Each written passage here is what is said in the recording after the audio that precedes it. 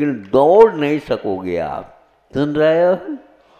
और आप भागना चाहते हैं, भाग नहीं सकोगे। धीरे धीरे कीड़ी की चाल चलना पड़ेगा।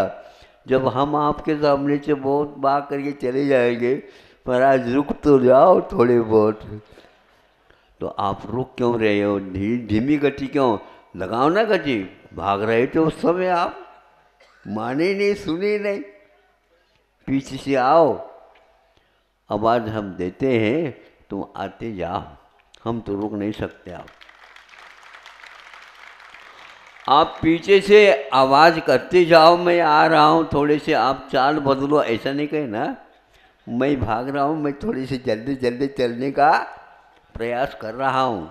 तो हाँ, आते जाओ, वही है। आवाज़ के माध्यम से आवाज़ जो दी जाती है वह आगे वालों के लिए भी है, और क्या सुन रहे हो कि नहीं, पीछे वालों के लिए भी है। हाँ, जिन्होंने इस पर कदम उठाया उसके लिए भी है, और हॉर्न प्लीज भी है सामने वालों के लिए भी।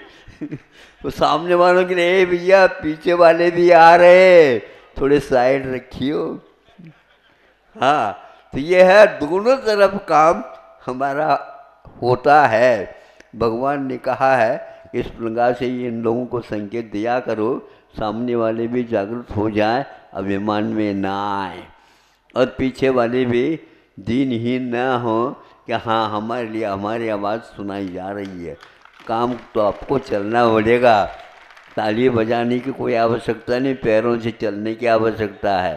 अहिंसा परमो धर्म की जाए। विशाल आकाश के आंगन में उड़ जा, उसी प्रकार यह है। आप लोगों को एक बात कहूँ,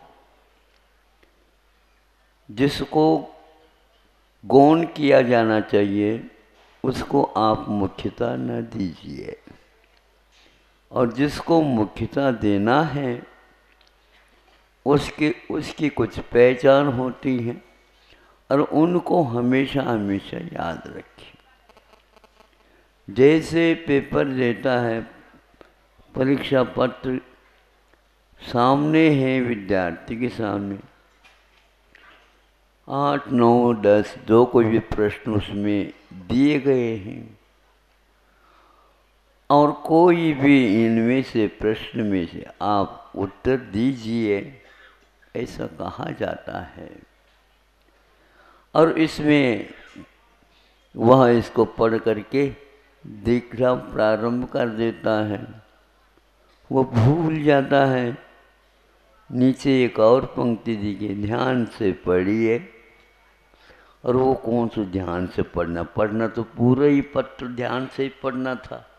विशेष ध्यान तो ये है कि उस पंक्ति में लिखा कि 5वां जो प्रश्न है उसको आपको अनिवार्य रूप से हल करना है। बाकी जो शेष हैं उनमें से जितने आवश्यक है, 7-8 प्रश्न के लिए कहा गया, तो उसको आप हल करिए।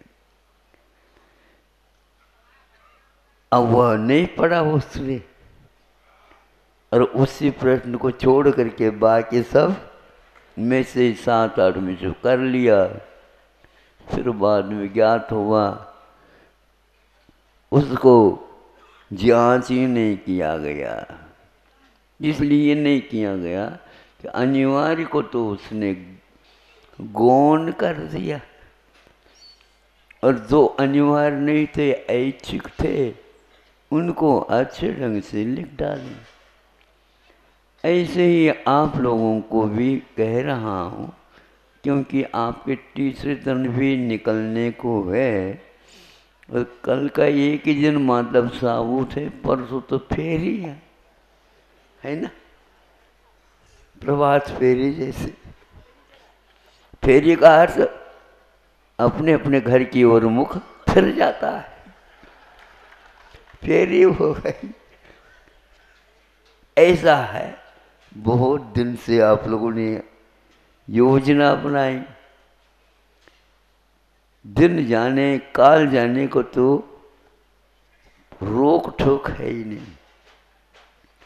तो वहाँ पेपर देख करके कहता है कि देखो मैंने कितनी मेहनत की। मेहनत तो की है, लेकिन जिसमें मेहनत करना है, जिसके लिए होता है, बारात आती है बिल्कुल बारात महात्मा, लेकिन जो वर वधू हैं वो मुख्य हैं, उनके लिए मुहूर्त के अनुसार आपको काम करना है।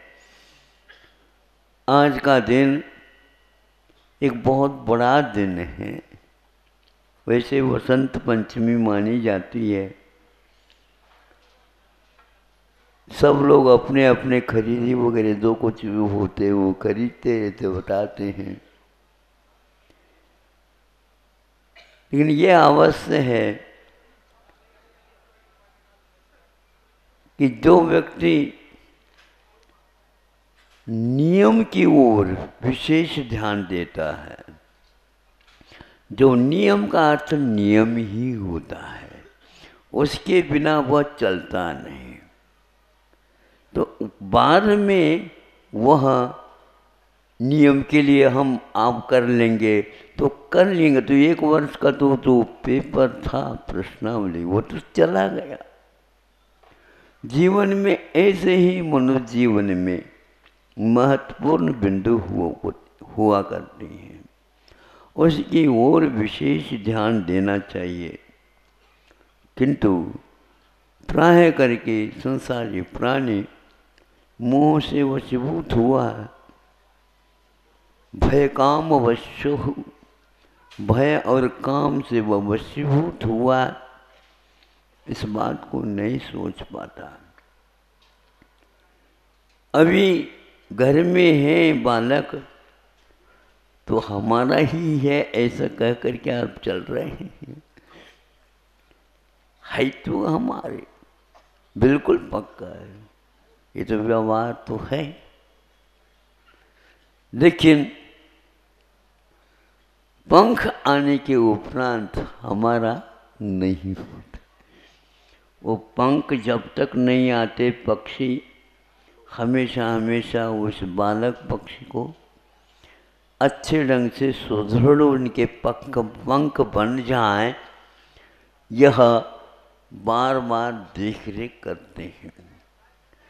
एक बार देखा, बैठा बैठा तो एक पक्षी उस शिशु पक्षी को, अब पंख तो है ही, उसको धीरे धीरे सिखा रहा है। पंख वह धीरे धीरे पंख फड़फड़ाता वहीं पर बैठ जाता, फड़फड़ाता बैठ जाता।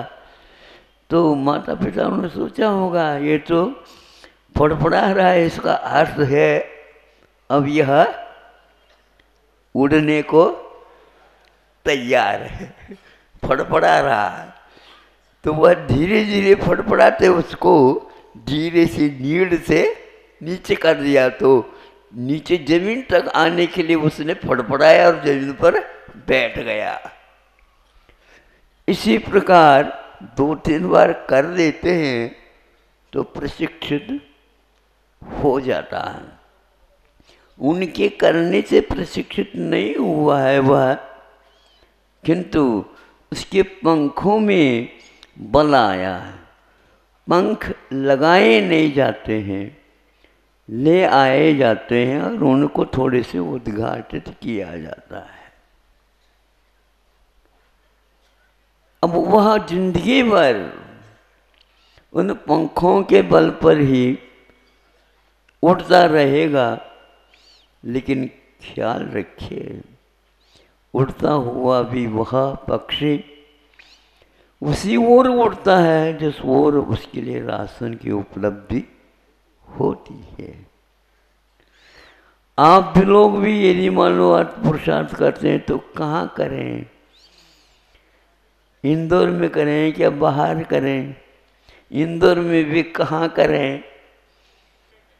देखो सुनो, बहुत अच्छा है, राज बड़ा है तो राजा के योग्य, आपको माल भी रखना होगा, नहीं समझे?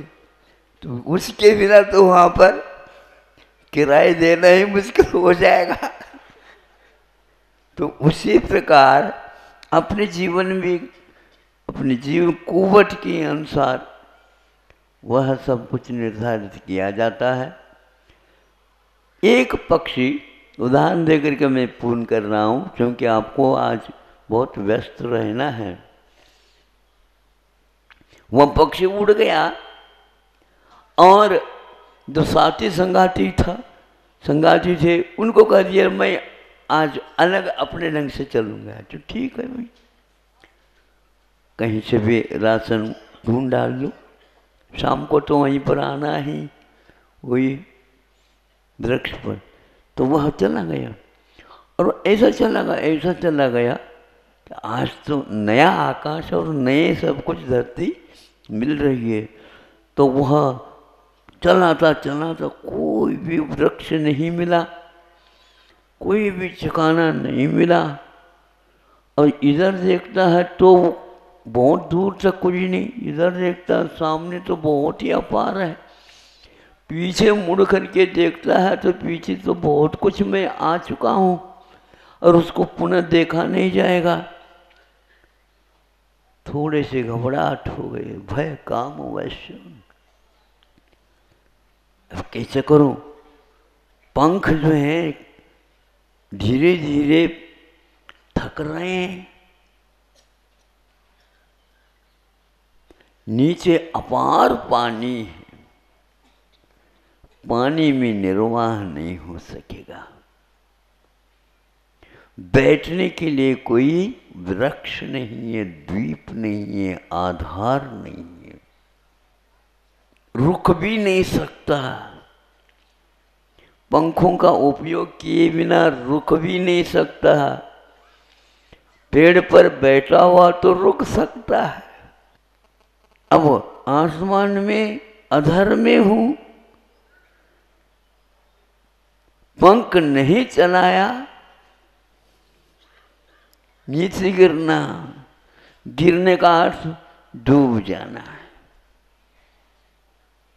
फिर भी अपने पंखों के बल से वह उड़ता आया और दूर कुछ दिख गया। अब उसकी आस बंद गई, आगे बढ़ो, कुछ लगता तो है, कुछ आधार है। कोई एक जहाज था, तो उस जहाज की ओर वह आ गया। अब वह जहाज वाला कौन है, क्या है, इससे कोई मतलब नहीं, जो होगा सो होगा।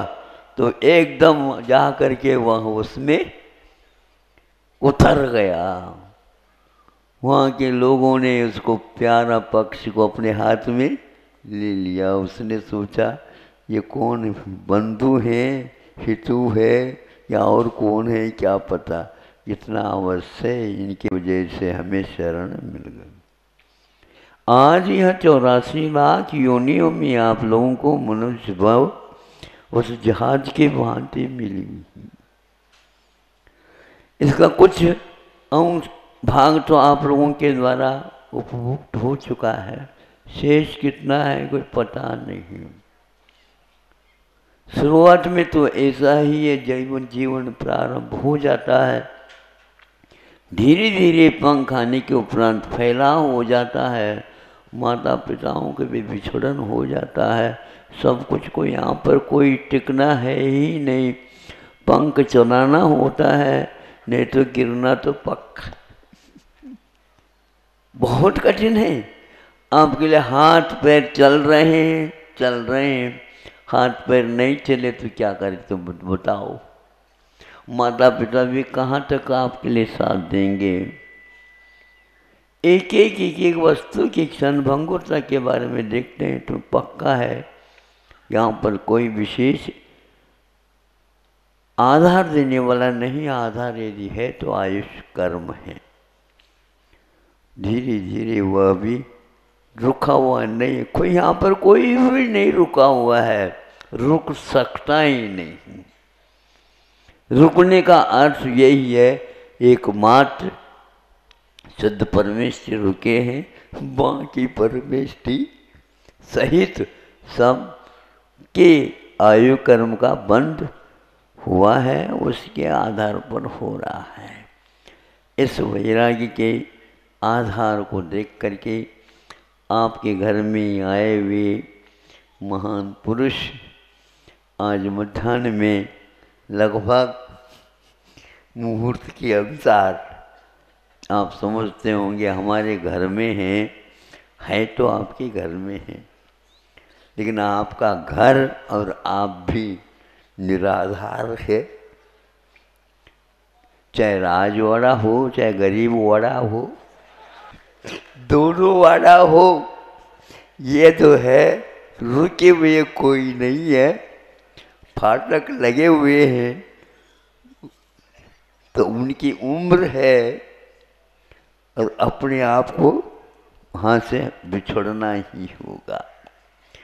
जैसे घड़ी की आप प्रतीक्षा कर रहे थे, वो परीक्षा आ गई है, प्रक्रिया जारी है। ब्रह्मचारी लोग इन संस्कारों की विधि में लगे हुए हैं और आप लोग अर्घ चढ़ाते चले जा रहे हैं, समय का उपयोग कर रहे हैं। आज विशेष संकेत है जल्दी आना, लेकिन भैया हम आएंगे अपने समय पर, जल्दी से हमें मतलब नहीं है। आप देख लो, हम जल्दी वाले भी नहीं और जल्दबाजी भी नहीं। आप लोग बाजा चला करके जल्दबाजी भी कर सकते हो। भेंट वालों को कहते ए थोड़ी जल्दी जल्दी चलो, जल्दी जल्दी चलो, नहीं समझे। और कभी कभी भैया धीरे धीरे चलो। अरे महाराज तो चल रहे हैं तो आप क्या करेंगे, धीरे से हमें आकर कहते महाराज थोड़ी धीरे धीरे चलो। देखो ऐसा है, बैंड वाले चाहे सामने हो चाहे पीछे हो, आवाज़ तो सबको सुनने में आएगी। हम तो अपनी गति से चलेंगे, समझ में आ गया। हम तो अपने गति से आएंगे, आपको उसी के अनुसार चलना होगा, क्योंकि हम बंधे हुए हैं। आप एक दिन बंध गए हो, 5 दिन के लिए बंध गए हो, हमारा प्रतिदिन बंधन के साथ चलता है। हम मुहूर्त से अपने काम करते हैं, हम दूसरे के मुहूर्त में हम भाग नहीं लेते हैं। उस मुहूर्त के अनुसार यदि चलता है तो हम आपके लिए स्वीकृति देते हैं। अहिंसा परमो धर्म की।